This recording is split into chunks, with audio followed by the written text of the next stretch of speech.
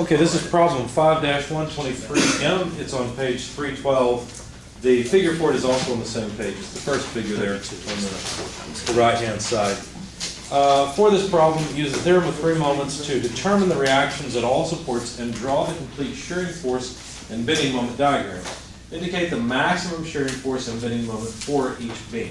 So now, what you notice about this beam, let me go ahead and sketch it.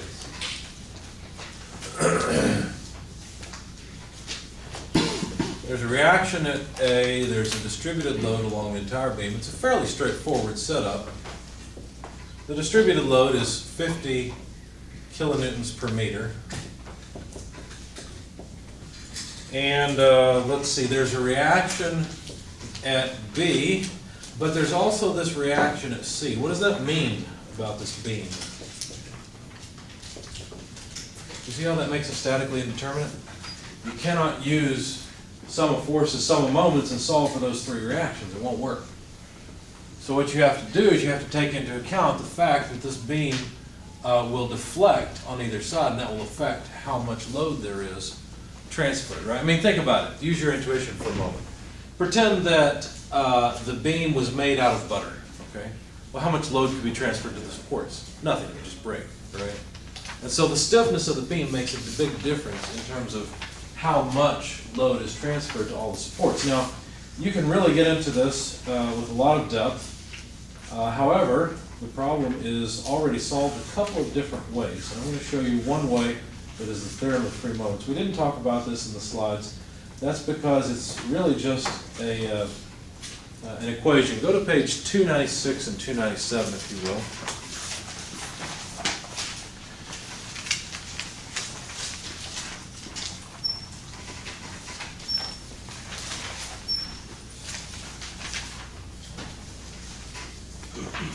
On 296, you see equation 5.5. It says uniformly distributed loads on adjacent spans. Figure 550 shows the arrangement of loads and the definition of terms applicable to equation 5.5. So look down at the bottom left-hand side of the page, and you see two uniformly distributed loads on either side. That looks exactly like what we've got here. In fact, our situation is a little simpler than what they've got here. So equation 5.5 is the one we want to use. Okay, page 296. Now, equation 5.6 says the special case in which two equal spans carry equal uniform loads allows the simplification of equation 5.5. If L1 equals L2 equals L, then W1 equals W2 equals W, and so equation 5.6 is the simpler form. Equation 5.6 is exactly what we need, right? Because we have exactly that simplified form. However, if there are concentrated loads, then that's the next section. Concentrated loads on adjacent spans.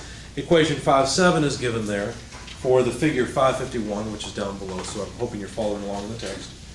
But the special case where the two spans are equal, centrally placed loads in a symmetrical type of problem, the equation 5.7 reduces to 5.8.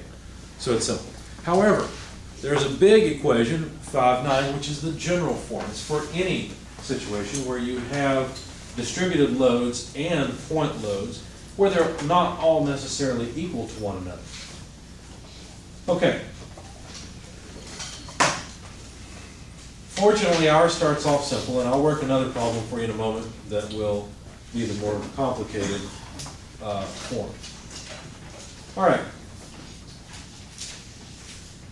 So what I did when I solved this is I started off with the most complicated form of the equation because I wanted to show you how it simplifies down to equation 5.5. So let's start there. I'm going to begin with equation 5.9. The moment at A times L1 plus 2 times the moment at B excuse me, multiplied by L1 plus L2 plus the moment at C times L2, I have to break the line because I don't have enough space, is equal to the negative summation of the ith load. Now P is not a distributed load, that's a point load. Okay, that's why we're using P. Multiplied by the distance along the beam to that load, divided by L1, which is a span distance. Okay, so that's for all of the point loads between let's see, where is that? That should be between, well, I don't have the picture up here. Look in your book. It's between A and B, basically. That's where those loads are applied. Minus the sum of all the point loads in the second section between B and C over L2. Multiplied by, you know what, I forgot some terms. Hang on, I'm sorry. I'm just copying, not thinking. I forgot that we need the difference between L1 squared and this. Now, you'll notice there's a small mistake here. There's supposed to be a closing parenthesis there. Anyway, minus summation of the ith load in the second section multiplied by L2 squared minus BI squared, and then minus distributed load in section 1, L1 cubed over 4, minus distributed load in section 2, L2 cubed over 4. Okay. I want to show you how this simplifies down. You'll notice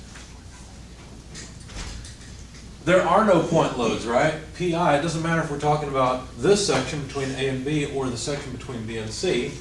There are no point loads, so that bit of the equation just goes away. Does that make sense? We don't need it. All those are zeros. That means those terms will all be zero. Okay. What else? Well, there is no moment applied out at A, nor is there a moment at B. So, excuse me, at C. And so these terms will go away. The moment at A is zero, the moment at C is zero. Now be careful, we're not talking about externally applied moments, we're talking about moments within the beam. Okay? So these two go away because there are none. Now notice there would have to be some externally applied moment for there to be any moment out at the ends of the beam. So what are we left with? Well, we're left with something that looks a lot like equation 5.5. In fact, what I had a moment ago looked exactly like equation 5.5. You'll notice that 5.5 can include moments out at the end of the beam. It's a little more general than we even needed. In fact, this should reduce down to, let's see, essentially 5.6. So let's see if this does. It should. Notice that the distributed load in section 1 and section 2 are equal to one another. And so, I just went through and evaluated it, but you can see that since they're equal to each other, what would we get? This would be the same thing. Let me just move it up here. Since they're the same, we factor out the 4. The L1 and L2 are equal, so basically we have 2 times one of these terms. So negative WL cubed over 2. Does that make sense to everybody? Because we've got 2 of these terms. So there's our simplified equation.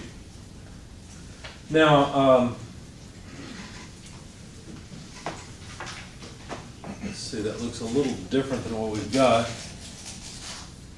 in equation 5.6. Why is that? That's because L1 and L2 are the same thing. They're equal to each other, right? So if you have L1 plus L2, well, that's just 2L. Because notice this is L and this is L. Really it's L1 and L2, but they're the same thing, right? So it's just 2 times L. So this is 4 MBL equals negative WL cubed over 2. You see we can cancel one of the L's. We have an L squared. And that should match equation 5.6. Yeah, it does. That matches. 5.6 is missing the L at 4 MB. I'm sorry? It's missing the other L. Or which thing? Other L. Like, where's the L go? Cancels out. It canceled. Okay. Right. This went from third order to second order because I canceled one L on each side. Yeah, good point. Do check me. I'm not just working off my sheet here. Okay, now this is almost exactly what equation 5.6 is, but 5.6 has the moment at A and the moment in the beam at C as well, okay, which we have none. Okay. Now notice the only unknown here is what's the moment in the beam at B. That's really what we're going for. Well, the moment at B then is negative WL squared over 8, just combining the 2 and the 4. So all we need is the distributed load, which is, let's see, 50 kilonewtons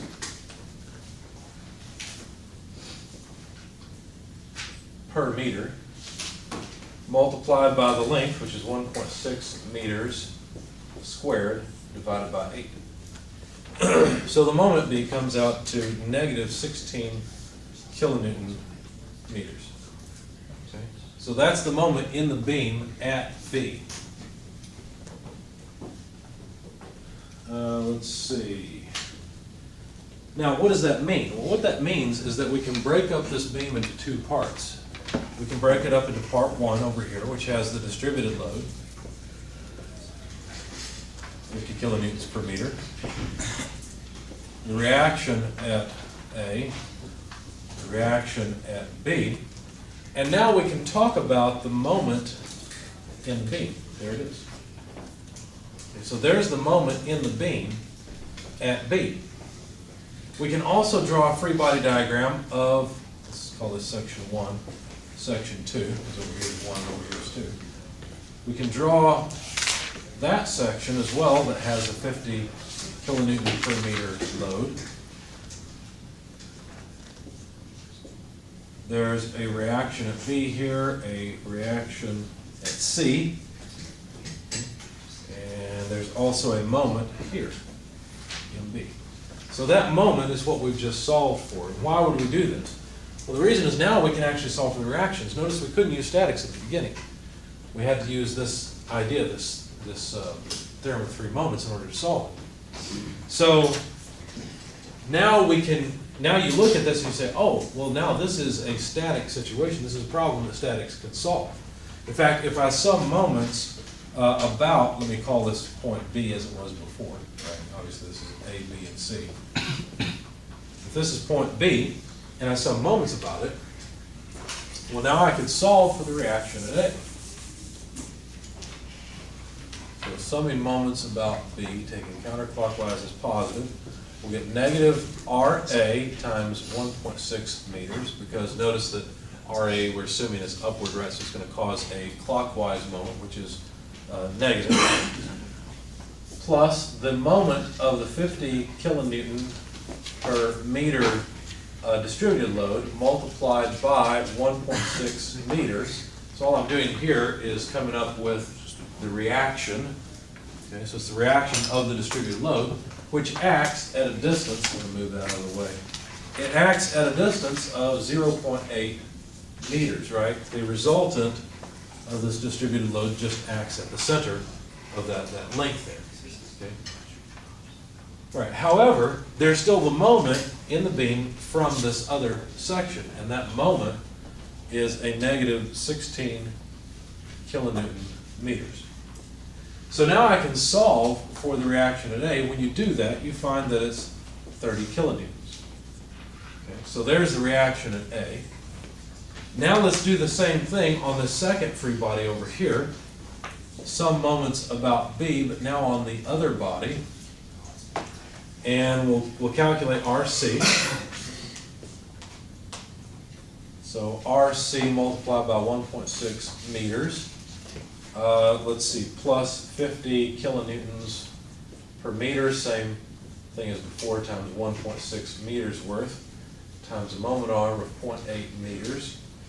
Okay, so that takes care of the moment of the reaction and the moment of the resultant of the distributed load. And then minus the 16 kilonewton meters of moment that is applied from body 1 onto body 2. Okay, and so then we find that the reaction at C, when you solve for it, is 30 kilonewtons. Now that's not really a surprise, is it? You look at this and it's symmetrical and you say, well, the reaction at A and C, I don't care what happens, should be the same. However you figure it out, they need to be the same for this to make any sense. So the last thing to do is to sum forces in the y direction, and so we'll get negative 30 kilonewtons for the reaction at A, minus 30 kilonewtons for the reaction at C, plus 50 kilonewtons. By the way, I'm sorry, I took y positive in down direction, so that's, I don't know why I did that on this part of the problem, but that's what I did. So 50 kilonewtons times 3.2 meters worth, oh, it's 50 kilonewtons per meter. Okay. So that's the resultant of the entire distributed load there. Okay. However, there's also, oh, I know what happens. happened, I'm sorry. Here's what I did. I said sum of forces equals 0. I was getting bored here. Sum of forces equals 0 implies that the reaction at B equals this. I did not take down as positive like I was thinking. Okay. So this was when I set up the sum of force equation and solved for the reaction at B. Anyway, this comes out to 100 kilonewtons.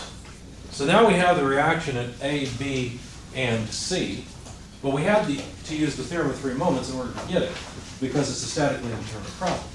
Now, you'll notice that there are, equations 5.5, 5.7, and the general one 5.9. There are also charts in the back of your book to help you solve problems like this. Turn in the back of your book to the appendices, and let me get your page number. Page 741.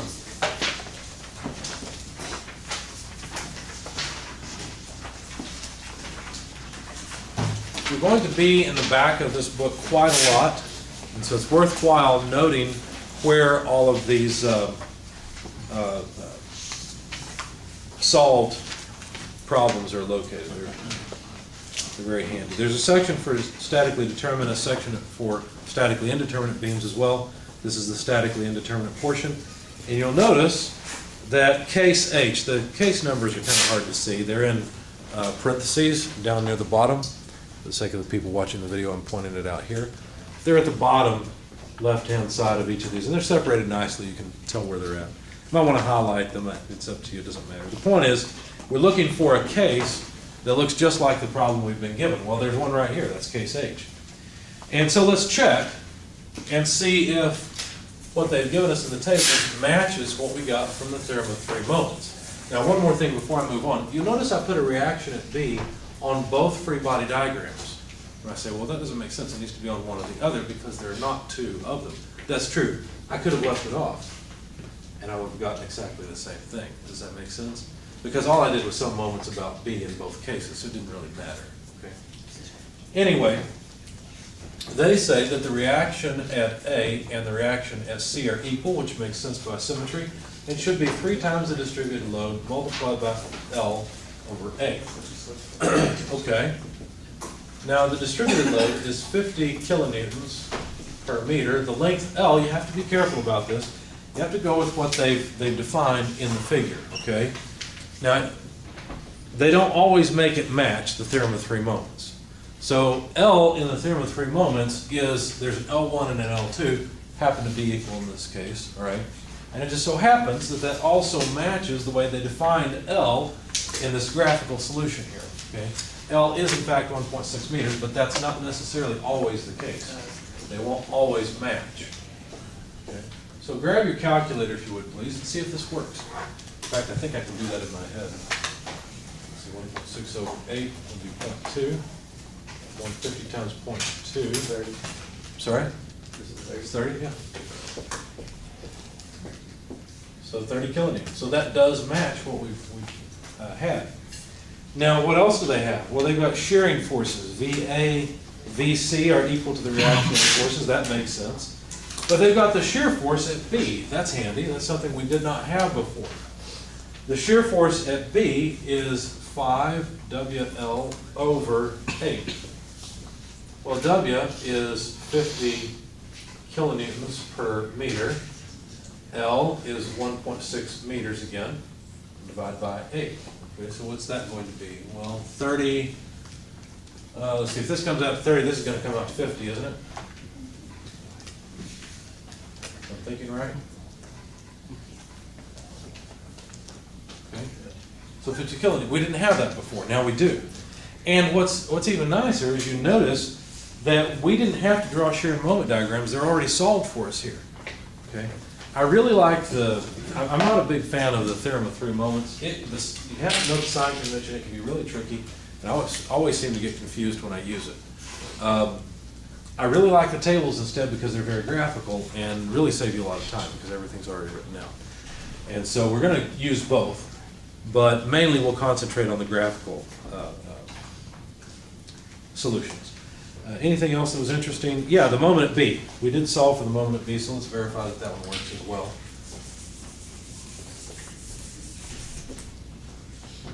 the moment at B is equal to negative 0.125 WL squared. The distributed load is 50 kilonewtons per meter. L is 1.6 meters, needs to be squared. What units will we end up with here? Kilometers, right? Because we've got a meters squared here and just meter here. Okay. So let's see, if you throw that into your calculator, please, we can verify. It does come out to 16, so negative 16, just like we had before. Okay. All right, now one more thing I want to discuss. They did ask us for shear and bending moment diagrams in this problem statement for the for problem 123. I believe they asked for it. Let's verify that quickly.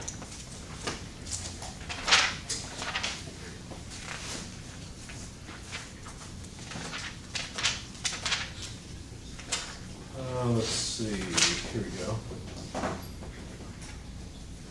Yeah, complete shearing force and bending moment diagrams indicate the maximum shearing force and bending moment for each beam. Okay, so how are we going to do this? Well, notice if we hadn't had those graphical solutions, all we would have had were the reactions at A, B, C, and the moment at B. So let me draw those in. There were 30 kilonewtons. And the reaction at B was 100 kilonewtons, right? If I remember right? We didn't verify that with the charts in the back of the book, but I imagine it was there. Anyway, so now that we've got the reactions, notice coming up with the shear and the moment diagram is actually not all that difficult, right? Because you can still imagine breaking the beam, or taking a free body of the beam, that's a very short segment, that has a 30 kilonewton shear on one side, right? Since there's no significant distributed load, since the length is so short, you know that the shear on this side would just be 30 kilonewtons. So now we know where it begins. For the sake of space, let me put the shear diagram over here in kilonewtons, and then we'll go with the moment diagram in just a second. Okay, so starting at, we'll just make this point A here. We know the shear begins at 30 kilonewtons. Okay. Now, because of the distributed load, the shear will decrease at a rate of 50 kilonewtons per meter. So after we've gone to 1 meter, we take 50 kilonewtons away from 30, and that will give us negative 20 at 1. Let's see, we should figure out where it crosses. What do you get when you take, I think how to solve this. 30 over 50 is 3/5, right? So 3/5 of a meter should be where it crosses. So all I'm doing here is I'm taking 30 kilonewtons divided by 50 kilonewtons per meter, so I get units of meters out of this, and that'll be where it crosses. So at 3/5 of a meter, here's the position in meters, we know that's where the shear goes to 0 in the beam. Now if we continue, let's see, a full 1.6, what is 3/5? I can't think. 0.6, thanks. So if we continue another full meter, well, that's 50 more kilonewtons, so we should come down to negative 50, if I'm thinking right. Yeah. We'll go back to the book in a minute in the appendices and verify and make sure I did all this right. Okay. So now we've got this point load of 100 kilonewtons, which is a reaction force. And of course, it's going to take us back up a delta of 100, so we'll end up at 50 kilonewtons, okay, just to the right here. So we're imagining cutting the beam just to the right of the support at B. So this would be point B. And then the same thing is going to happen, right? Because the distributed load is exactly the same, and will take us down by a distance of 80, because notice 50 times 1.6 comes out to 80, right? Okay. So if this brings us down by 80, then 50 down to 80, or taking away 80, would be negative 30. So we'll end up at negative 30, which will match for the reaction at the very end. So the shear diagram is pretty straightforward. Now let's try the moment diagram.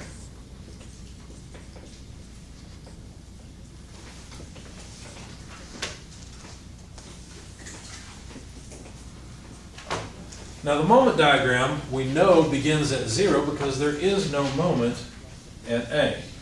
Okay? So all we have to do is add up area. So let's see, 30 times 0.6, I don't know, grab your calculators. I'm going to make a mistake if I keep doing that. It's going to be 0.3 times 30, so 0.9. Yeah, 9? yeah. Yeah, I knew I would make a mistake if I tried to do it in my head. So it's going to be concave down, right, because we're adding area quickly at the beginning. So this will be, I'm trying to write 0.9, this is 9 kilonewton meters.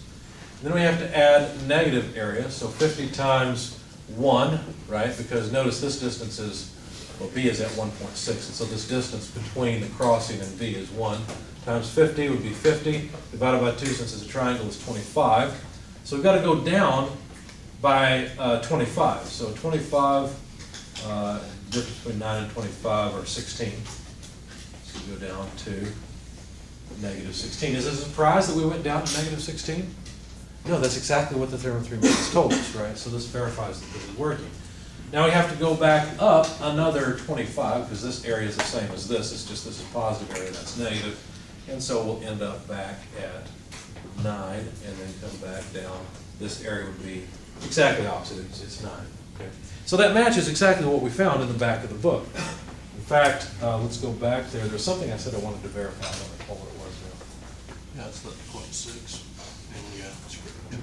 Oh yeah, the 0.6. So they say that the crossing has to occur at 3/8 of L. And so yeah, that would work, because 3/8 of the length L would be 3/8 of 1.6 meters, and that would come out to 0.6. Okay? So it does work. Now, could we have done all of this without what was in the back of the book? Yes, we could have. But we were relying on the theorem of 3 moments. It was much easier just to go to the back of the book and copy it down. Right? Questions, comments? Okay.